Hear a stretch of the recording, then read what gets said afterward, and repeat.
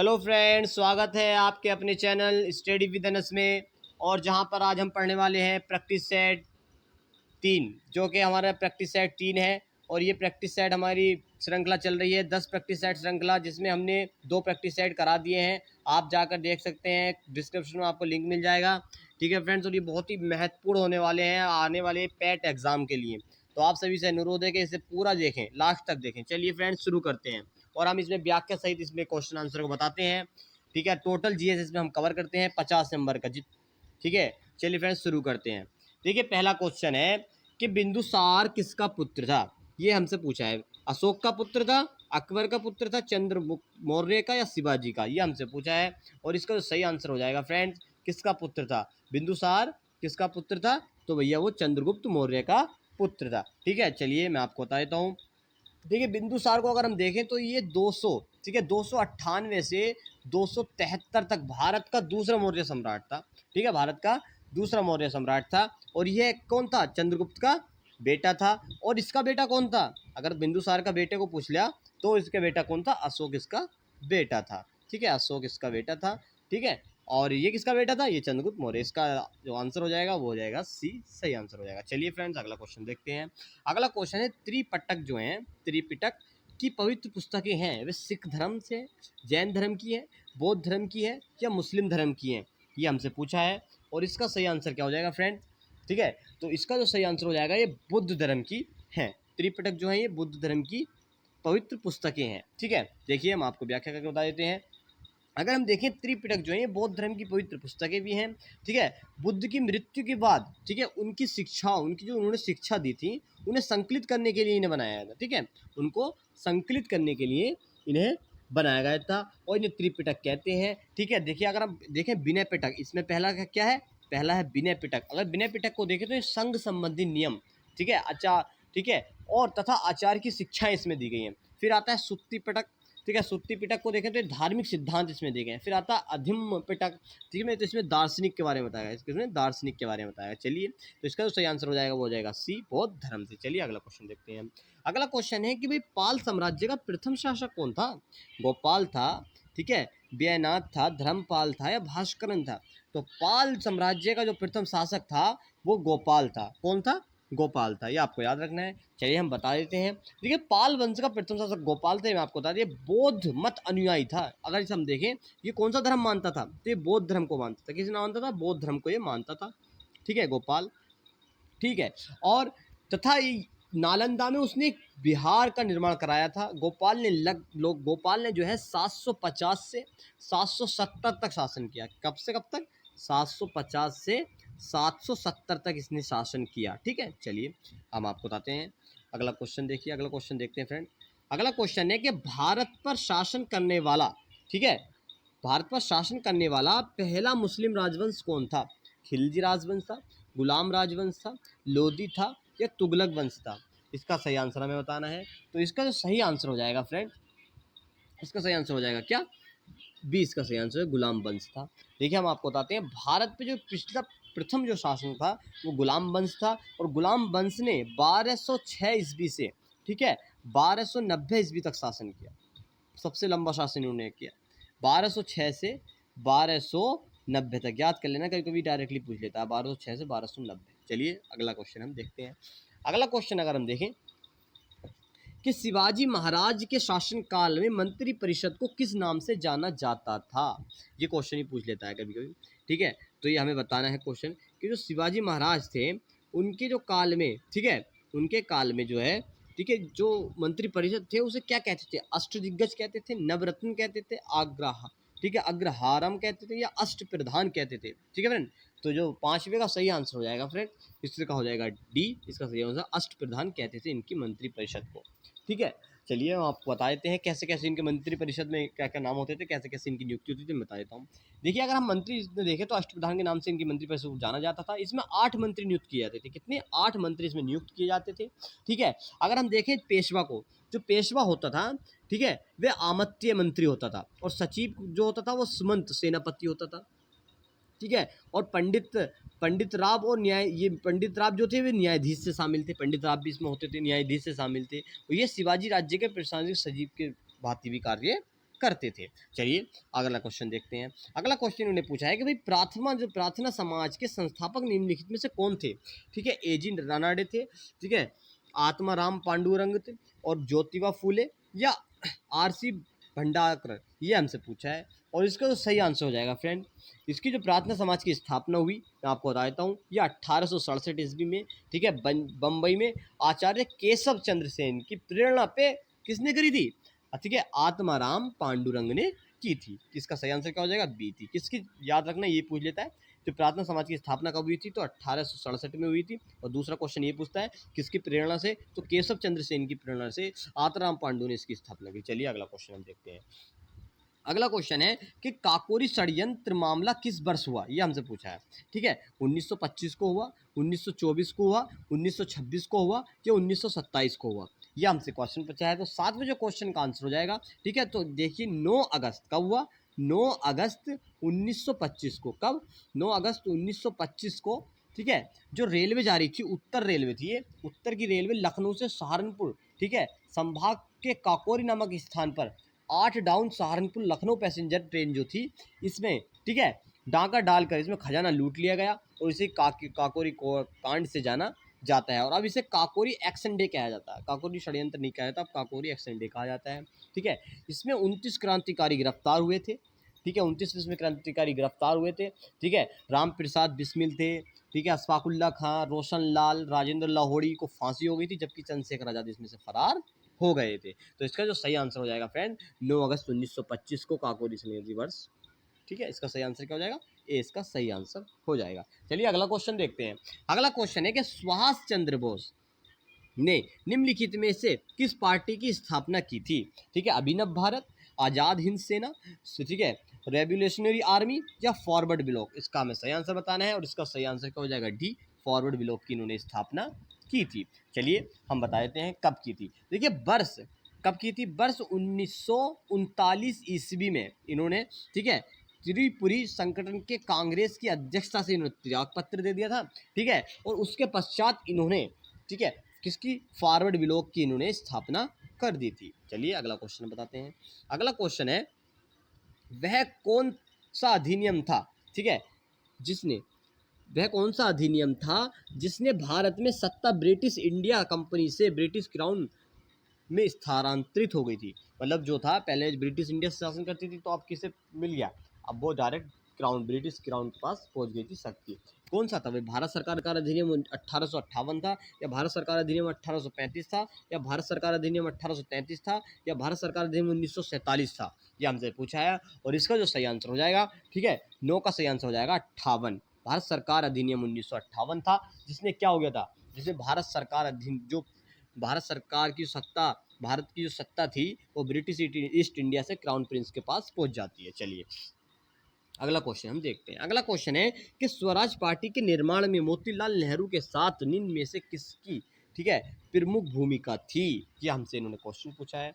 और इसका जो सही आंसर हो जाएगा फ्रेंड, इसका जो सही आंसर हो जाएगा, क्या सुरेंद्रनाथ बनर्जी थे, सुभाष चंद्र बोस थे, विपिन चंद्र पाल थे, या चित्तरंजन दास थे, इसका हमें सही आंसर बताना है। और जो 10 का सही आंसर हो जाएगा, ठीक है, और ये कब हुआ था मैं आपको पहले व्याख्या बता देता हूँ इसकी। देखिए असहयोग आंदोलन की असफलता के बाद, ठीक है, स्वराज पार्टी की स्थापना हुई। किसकी, स्वराज पार्टी की गठन हुआ, कब हुआ, जनवरी, ठीक है, जनवरी 1923 ईस्वी में, जनवरी 1923 ईस्वी में। ठीक है, CR दास और मोतीलाल नेहरू ने, ठीक है, CR दास और मोतीलाल नेहरू ने इसकी क्या की थी, अध्यक्षता की थी। इसके CR लाल इसके अध्यक्ष तथा मोतीलाल नेहरू इसके महासचिव थे। ठीक है फ्रेंड, तो अगर हम देखें तो जो 10 का आंसर हो जाएगा, ठीक है, 10 का जो आंसर हो जाएगा फ्रेंड वो हो जाएगा डी, चित्तरंजन दास, CR दास मतलब चित्तरंजन दास ने। चलिए अगला क्वेश्चन हम देखते हैं। अगला क्वेश्चन है कि भारत में सर्वाधिक जैव विविधता पाई जाती है,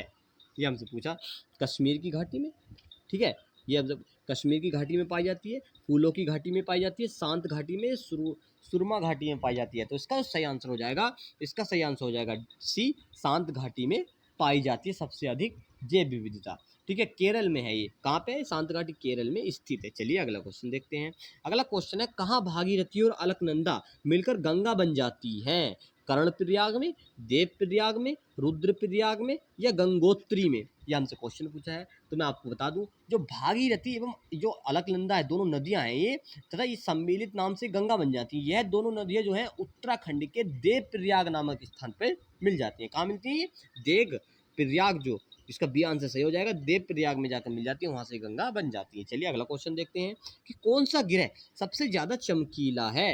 ये हमसे पूछा है। मंगल ग्रह है, शुक्र, बुध, बृहस्पति? ये हमसे पूछा गया है और आपको बताते हैं। ठीक है, जो है शुक्र ग्रह, इसका सही आंसर क्या हो जाएगा? बी। शुक्र ग्रह जो है वो सौर मंडल में सबसे चमकीला ग्रह है। ठीक है, और इसे भोर का तारा भी कहा जाता है, याद रखना, इसे भोर का तारा, ठीक है, या ठीक है सांझ का तारा भी कहा जाता है। याद रख लेना, ये दोनों क्वेश्चन जरूर पूछ सकता है। भोज का तारा कैसे कहते हैं? देखो यहाँ तो पूछ लिया चमकीला ग्रह, लेकिन ऐसे भी तो हो सकता है कौन सा ग्रह है भोज का तारा कहलाया जाता है, कौन सा ग्रह, ठीक है, सांझ का तारा कहलाया, तो भैया उसका आंसर भी शुक्र ही है। चलिए अगला क्वेश्चन देखते हैं। अगला क्वेश्चन ने पूछा है कि दुनिया की सबसे बड़े ताजी पानी की झील है? ठीक है, वे लेक सुपीरियर है, लेक विक्टोरिया है, ठीक है, हाइड्राई स्वान है, इनमें से कोई नहीं। ठीक है, ये हमसे पूछा है। और 14 का जो सही आंसर हो जाएगा फ्रेंड्स, 14 का सही आंसर हो जाएगा ए। कौन सी है? ठीक है, लेक सुपीरियर सबसे बड़ी झील है। चलिए अब आपको बता देते हैं।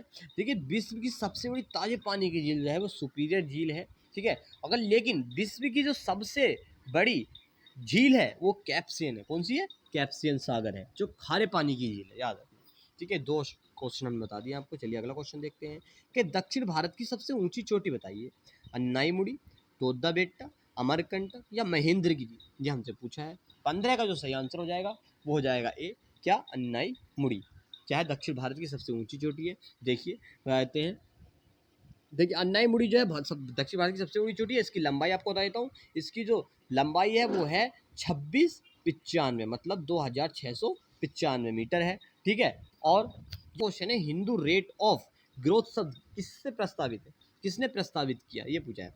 अमर्त्य सेन, राजा कृष्ण, ठीक है, VKRB राव या कौशिक बासु? ये हमसे क्वेश्चन पूछा है। और 16 का जो सही आंसर हो जाएगा वो हो जाएगा बी, राजकृष्ण से प्रस्तावित, राजकृष्ण ने प्रस्तावित किया। देखिए हम बता देते हैं आपको। ये जो है हिंदू रेट ऑफ ग्रोथ पर जो है भारतीय अर्थशास्त्री जो है राजा कृष्ण की देन है। किसकी? राज कृष्ण की देन है। राज कृष्ण की ये देन है।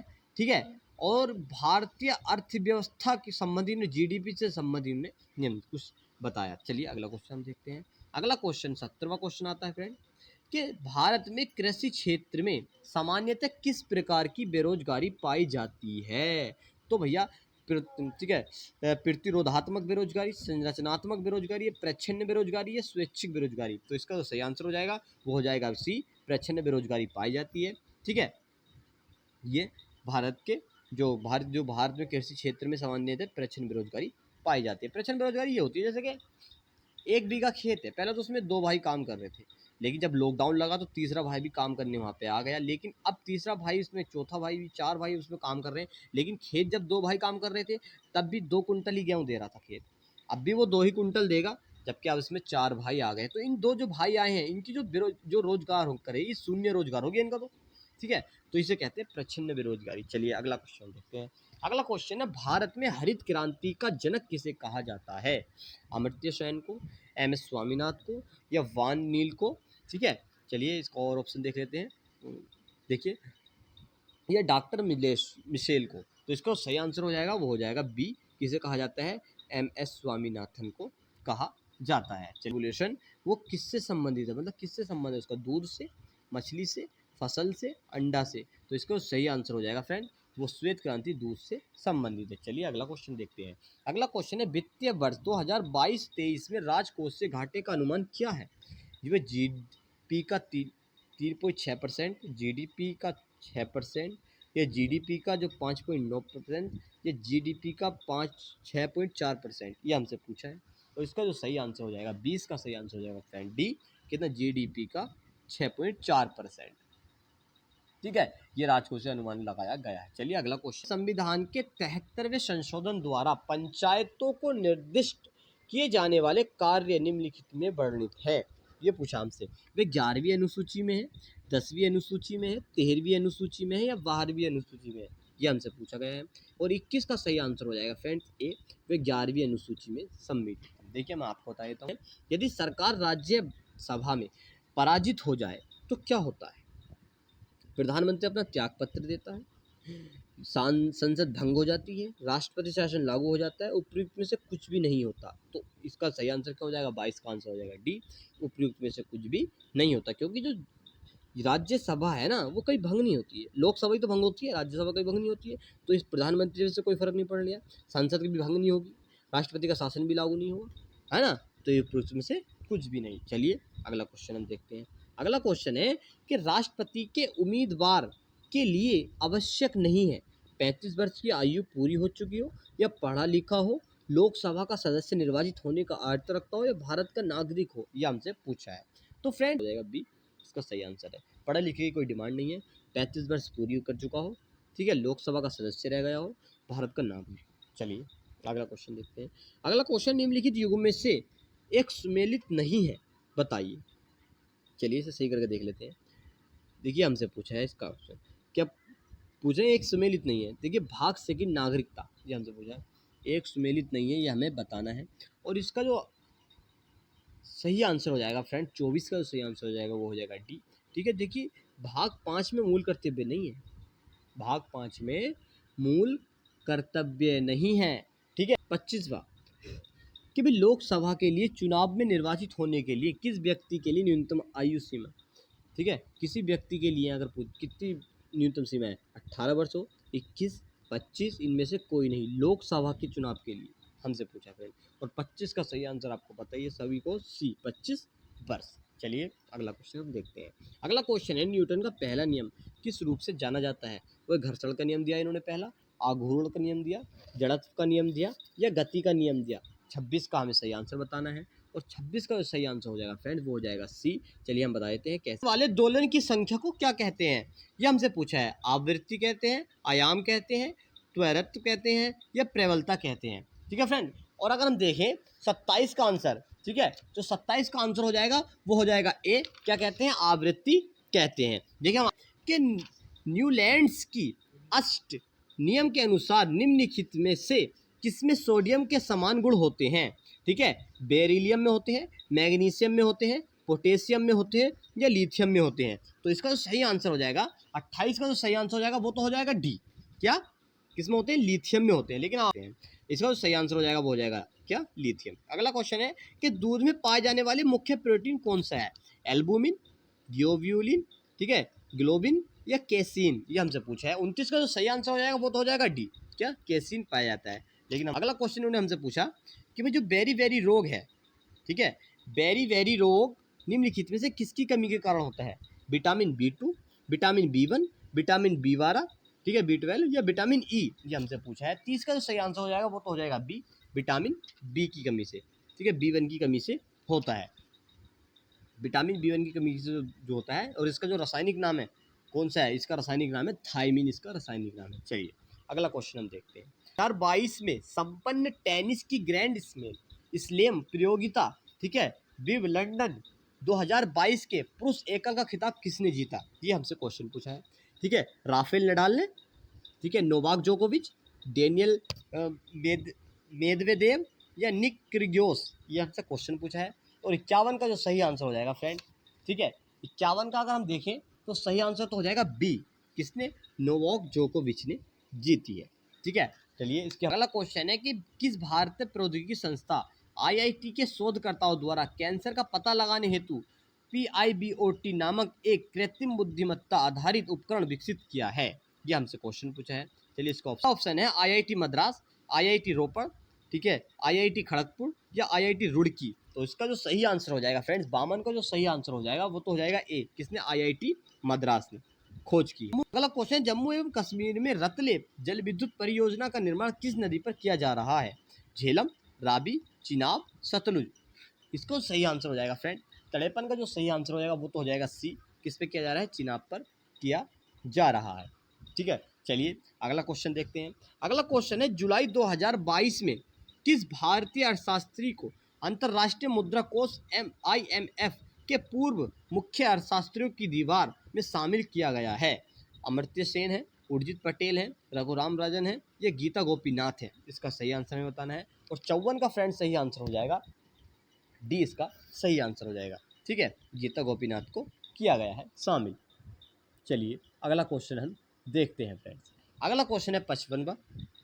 देखिए 55 ने पूछा कि अप्रैल 2022 के पहले, ठीक है, 99.999% शुद्ध हरित हाइड्रोजन पायलट संयंत्र की शुरुआत कहाँ की गई?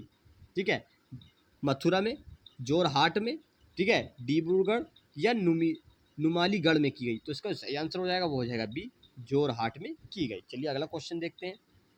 अगला क्वेश्चन है जुलाई 2022 में किसे पीयूष गोयल के स्थान पर G20 भारत का नया शेरपा चुना गया है? ठीक है फ्रेंड, डॉक्टर रवि कुमार, परमेश्वर अय्यर को, वी.के. शाश्वत को या अभिकांत को? तो इसका सही आंसर हो जाएगा फ्रेंड 56 का जो सही आंसर हो जाएगा वो हो जाएगा डी, अभिकांत को क्या किया गया है? G20 का शेरपा नियुक्त किया गया। चलिए अगला क्वेश्चन देखते हैं।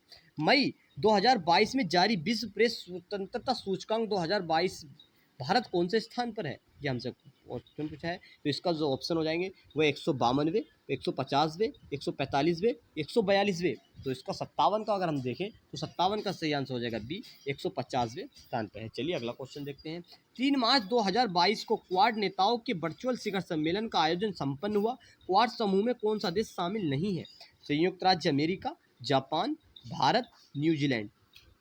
ठीक है, और इसका सही आंसर 58 का जो सही आंसर हो जाएगा फ्रेंड वो हो जाएगा डी, कौन सा? न्यूजीलैंड इसमें शामिल नहीं है। चलिए अगला क्वेश्चन हम देखते हैं।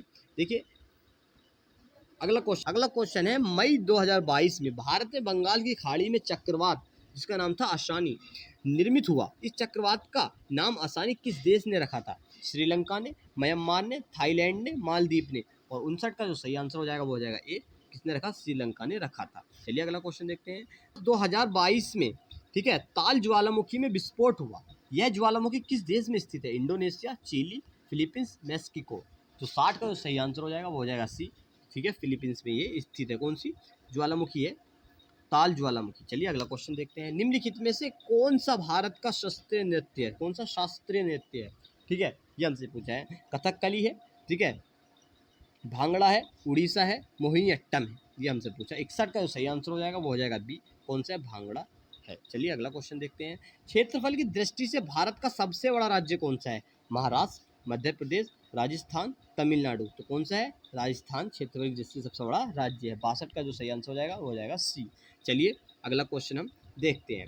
अगला क्वेश्चन है विवेकानंद रॉक मेमोरियल भारत के किस राज्य में स्थित है? महाराष्ट्र में, तमिलनाडु में, आंध्र प्रदेश में या केरल में? तो 63 का जो सही आंसर हो जाएगा फ्रेंड वो हो जाएगा बी, कहाँ? तमिलनाडु में स्थित है रॉक मेमोरियल भारत में। चलिए अगला क्वेश्चन है। विक्रम, ठीक है, साराभाई अंतरिक्ष केंद्र कहाँ स्थित है? मुंबई, बंगलुरु, श्रीहरिकोटा, तिरुवनंतपुरम।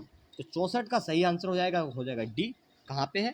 तिरुवनंतपुरम में साराभाई अंतरिक्ष केंद्र स्थित है। अगला क्वेश्चन देखते हैं। इंडोनेशिया की मुद्रा क्या है?